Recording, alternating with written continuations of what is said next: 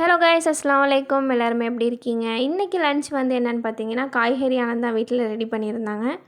இந்த காய்கறி ஆனத்துக்கு பின்னாடி நிறைய பேருக்கு நிறைய மெமரிஸ் இருக்கும். எப்படின்னு சொல்ல தெரியல எனக்கு. ஆனால் எனக்கு நிறைய மெமரிஸ் இருக்குது. அப்போல்லாம் நான் சின்ன வயசுலலாம் வந்து கூட்டாஞ்சோறுன்னு சொல்லி ஒன்று செய்வாங்க. இப்போது அதெல்லாம் வந்து அதிகமாக இல்லை. ஒரு சில இடத்துல இருக்கலாம் மேபி. எங்கள் சைட்லாம் இப்போ இந்த மாதிரி கிடையாது. இப்போ இந்த கூட்டாஞ்சோறு அப்படின்னு சொல்லிலாம் ரெடி ஒன்றா சமைச்சு சாப்பிட்லாம் அப்படின்னா வந்து பிரியாணி பண்ணலாம், சிக்கன் கிரில் பண்ணலாம் அப்படி தான்.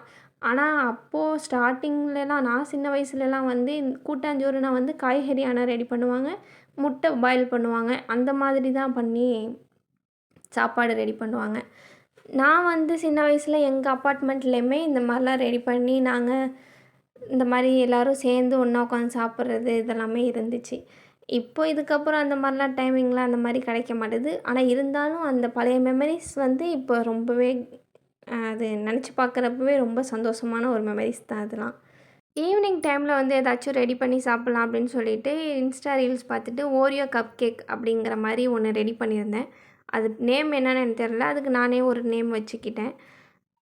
ஓரியோ பிஸ்கெட்டில் வந்து பிஸ்கெட்டையும் க்ரீமையும் தனித்தனியாக எடுத்து பிஸ்கெட்டை நல்லா கிரைண்ட் பண்ணி எடுத்துகிட்டு க்ரீமில் வந்து கொஞ்சோண்டு மில்க் பவுட்ரு ஆட் பண்ணிக்கணும். அப்புறம் வந்து கொஞ்சமாக பால் ஆட் பண்ணி அதை வந்து நல்லா திக்காக்கிட்டு குட்டி கிளாஸில் வந்து கிரைண்ட் பண்ண பிஸ்கெட்டும் 3 லேயராக வைக்கிற மாதிரி போட்டிருந்துச்சி. திரும்ப அந்த க்ரீமும் திரும்ப அந்த ஓரியோ பிஸ்கெட் தூள் அப்படின்னு சொல்லிட்டு அதே மாதிரி தான் ரெடி பண்ணேன். பார்க்க கொஞ்சம் நல்லா இருந்துச்சு. பட் டேஸ்ட்டு நல்லா இல்லை. அதுக்கு பிஸ்கெட்டாகவே நார்மலாக சாப்பிட்ருக்கலாம் போல் தோணுச்சு.